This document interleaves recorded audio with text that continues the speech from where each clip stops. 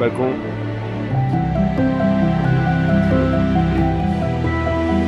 Ouais.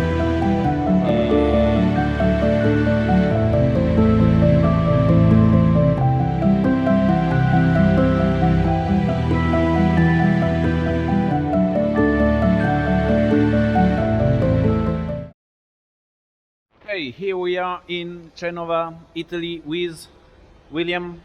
We are at the San Giorgio shipyard. We are working on this Class 40. For the past 2 years, Will was renting a Class 40 from VPLP, so designed by VPLP, built by Multiplast, and now we are going to rent, he's going to rent this boat, Musa 40, designed by Gianluca Galfi? Gianluca Galfi. Yeah. And the boat has just been out of the mold about just a month ago, not even. And now we are working on the boat. We're gonna show you these because in 3 months time we're taking the start of the first transat with this boat. So there's a little bit of work. Let's go for a boat tour. C'est parti! Hello à tous, et ben ça y est, on est à Gênes en Italie au chantier San Giorgio Marine où est construit notre nouveau beau classe 40 qu'on va utiliser pendant quelques années on espère, en vue de cette saison 2024 déjà avec plein de courses. Donc le bateau a commencé en août dernier, août 2023, et va partir du chantier début février direction Lorient où on terminera avec toute l'équipe française et espagnols, etc. Tous ceux qui ont l'habitude de travailler avec nous pour terminer le bateau et le mettre à l'eau mi-mars. On vous fait une petite visite. Donc là, on est sur une étape où il y a l'équipe de ponçage des peintres qui sont en train de bien faire les surfaces de la coque pour que ça soit le plus lisse possible. Ils vont aussi enduire les petites surfaces qui ont des imperfections.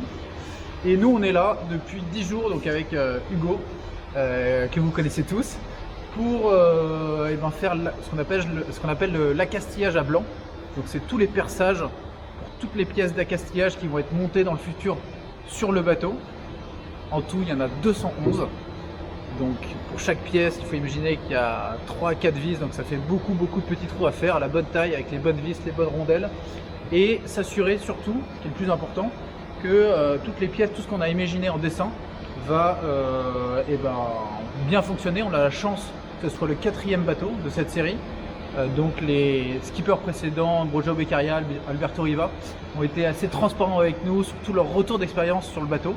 Donc ça nous a permis de gagner du temps et de savoir ce qu'il fallait faire, ce qu'on pouvait améliorer, de faire un petit peu notre sauce pour adapter le bateau à notre façon de naviguer. Je vous emmène à bord.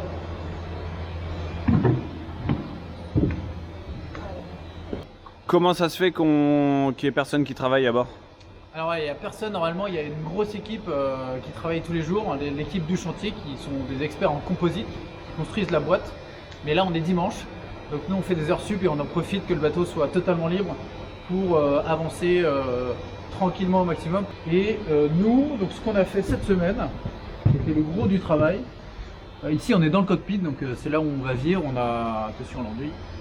On a tous les bouts, tous les cordages qui arrivent ici. On a le piano, vous connaissez déjà en vidéo, les winches ici. Et donc on fait tous les trous comme ça. Ce qu'on fait par exemple, c'est qu'on va percer à la bonne taille, placer les éléments, les winches, coller à l'intérieur des contreplaques qui sont un peu plus solides parce que quand on fait un trou, on abîme la structure, la fibre de verre. Donc on est obligé de renforcer la zone où on a fait un trou par ces petites plaques, donc les coller, les serrer avec des vis qui sont ici. Et pourquoi tout le bateau n'est pas renforcé? Et on ne peut pas renforcer directement tout le bateau parce que c'est trop lourd. Voilà, ça ferait des trop grosses zones, donc ça serait un peu lourd. On préfère mettre chaque rondelle à la bonne taille, au bon endroit, pour optimiser au maximum le poids. On sait que ces bateaux-là sont très légers et très bien construits, donc il faut garder ce bon point et rester très sage sur la manière de construire. Là, voilà, Hugo nous a mis un petit chauffage pour accélérer le séchage de l'enduit. On a un piano qui est très large avec 2 winches au lieu de 1 sur le dernier. Et le bateau est voilà, très bien fait pour le solo puisque tout est relativement proche du barreur. Ah oui, petit changement aussi par rapport au dernier bateau, c'est ces surfaces là qui font un peu de dragster, qu'on appelle des pavois, qui permettent de ne pas mettre des balcons métalliques qui sont assez lourds d'une part, donc c'est en composite, et en plus qui font une surface quand le bateau va gîter beaucoup, et ben le bord qui va être sous le vent va être beaucoup dans l'eau, donc ça nous fait une surface d'appui un peu plus importante et donc plus de puissance. Et ben je vous emmène à l'intérieur.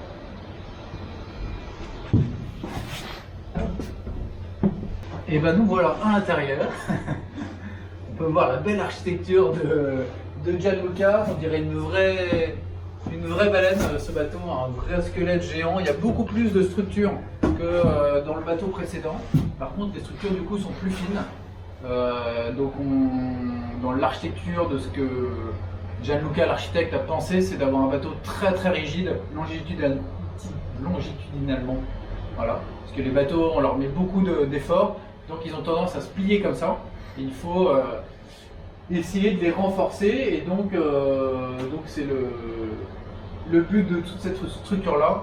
Après, globalement à l'intérieur, voilà, on a quasiment terminé l'assemblage de toutes les pièces. Ce qui va être différent, ça va être ces caissons là sur lesquels on va dormir, contrairement au sol. Ici il y aura toute l'électronique, on a les ballasts au fond pour faire plus de poids, plus de contrepoids. Voilà, quand on parlait des contreplaques et des renforts qu'on fait, on peut voir ici, voilà, c'est là où on va gérer le réglage du génois qui est à l'avant. On a fait un gros trou et du coup il a fallu coller cette grosse contreplaque de composite pour renforcer la peau. On peut en voir un peu partout dans le bateau. Du coup, la cabine, elle sera où? La cabine, elle est là. Alors globalement, on va vivre là, au milieu, vraiment dans cet espace. À l'avant, c'est que pour du matossage.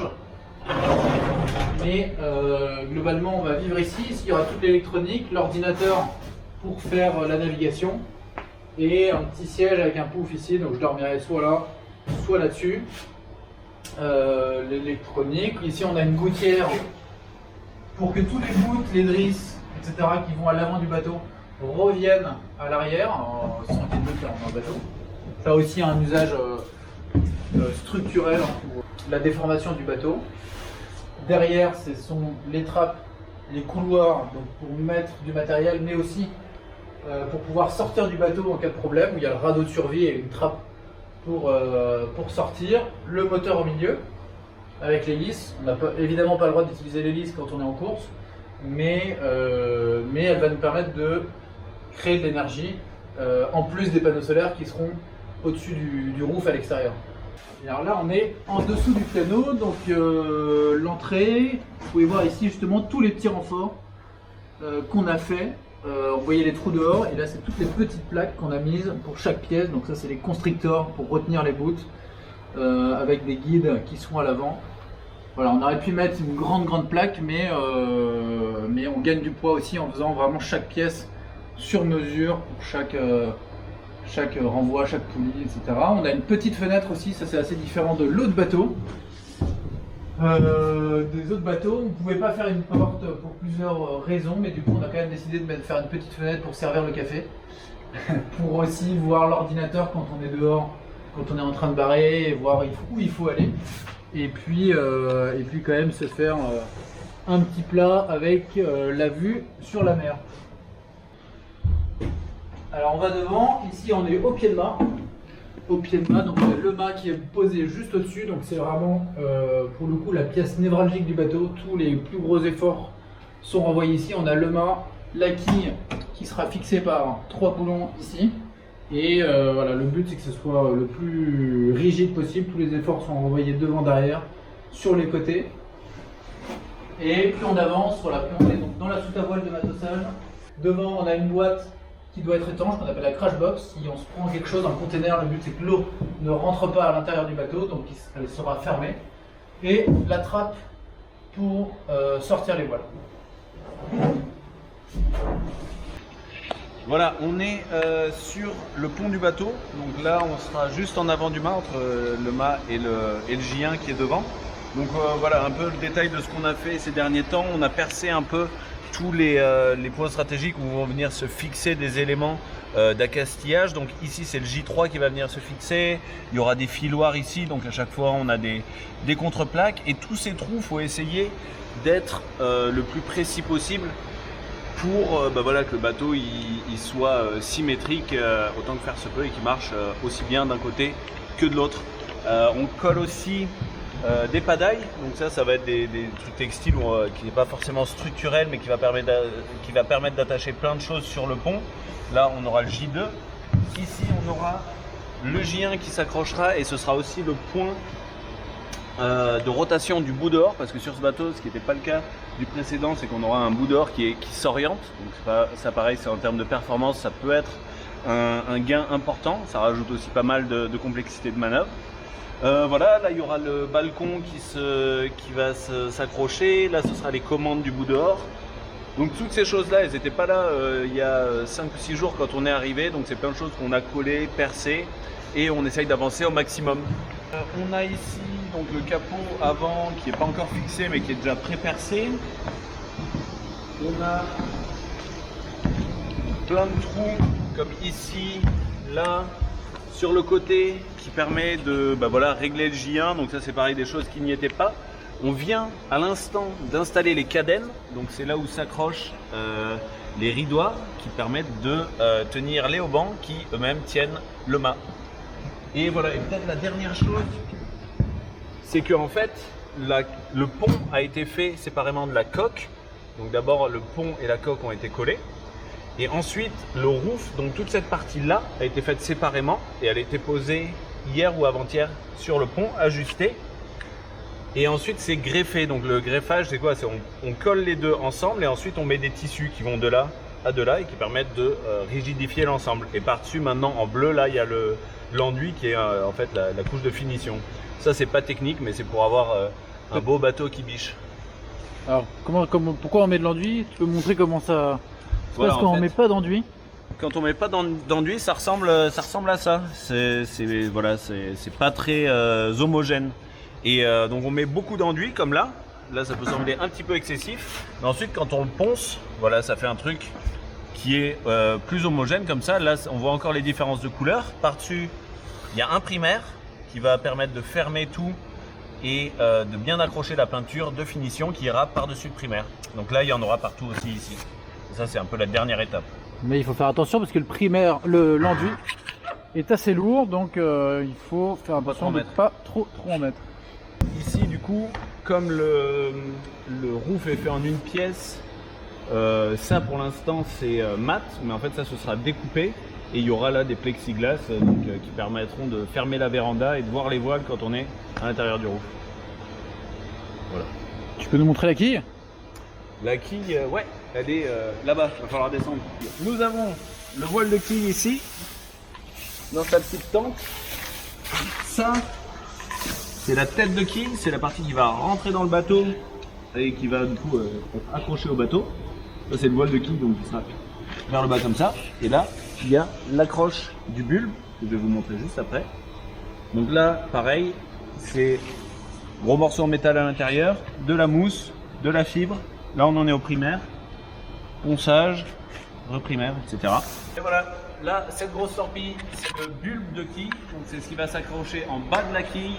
Ça fait 1,7 tonne. Sachant que le bateau fait 4,5 tonnes. C'est quasiment, c'est plus d'un tiers, quasiment la moitié du poids du bateau qui est en fait dans le bulbe pour que le bateau reste, à l'endroit. Retourne pas à l'endroit parce que ça marche quand même vachement mieux à l'endroit. Donc pareil, là il en est au primaire. Ensuite connexion des deux, reponcer tout peinture. Le but étant que le bulbe soit le plus lourd possible et la boîte composite, la coque, le plus léger possible pour avoir le plus gros redressement et plus de puissance. Après on a des règles à respecter de maximum de puissance, mais c'est l'objectif. Voilà. Banzai. The Class 40 is a racing class, which obeys to a box rule. The box rule sets a number of rules that the boat has to respect to be able to race in this class. It includes many measurements as length, width, water and air draft, weight, etc., as well as which materials are allowed in the build, the number of allowed appendages, etc. In order to make the boats more safe, the weight limit is a minimum weight. It can seem counterintuitive at first, but it's a minimal weight, so the architects are not tempted to make the boats so light that they become too fragile and dangerous for offshore racing.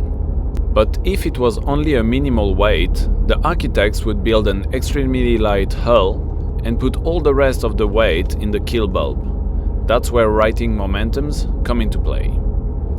The rule sets a minimum and maximum righting momentum, which is measured by the pull at the top of the mast with the boat sitting at a 90 degrees angle. If the righting momentum is too low, the boat won't be self-righting. It means it won't turn back up if capsized, which is a big no-no for an offshore boat.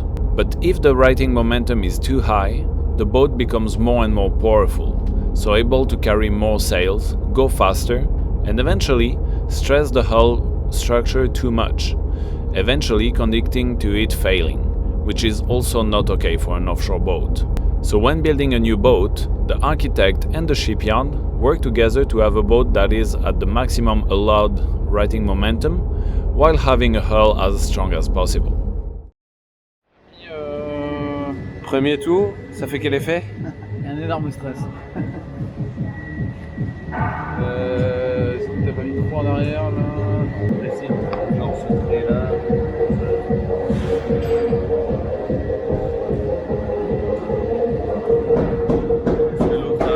Le down, il est là?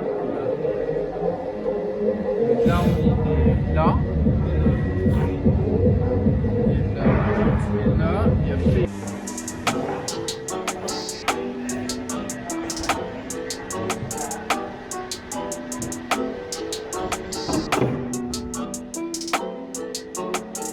I'm in the big leagues, told him don't miss me. Ballin' like Houston, ayy, feeling like Whitney. I need a bag, bruh, send it too quickly.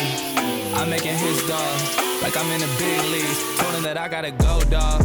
I'm riding a road, y'all. I think that I'm back in my bag now. So I need that go, y'all. Got hits when he throwing the fastball. Just too quick for it, peeling off like the whip orange. Seen they effort, this piss poor. I got too much, I gotta tend to. Car payments and the rent due. Told y'all that I'm 6 foot, but with the money stepping, I'm 10-2. Too much shit I've been through, so I put it all in that rear view. Clean money in a black whip, got old problems with the friends new. Yeah, I'm in the big leagues, told her don't miss me. Ballin' like Houston, ayy, feeling like Whitney. Yeah, I need a bag, bruh, send it through quickly. I'm making his dog, like I'm in the big leagues.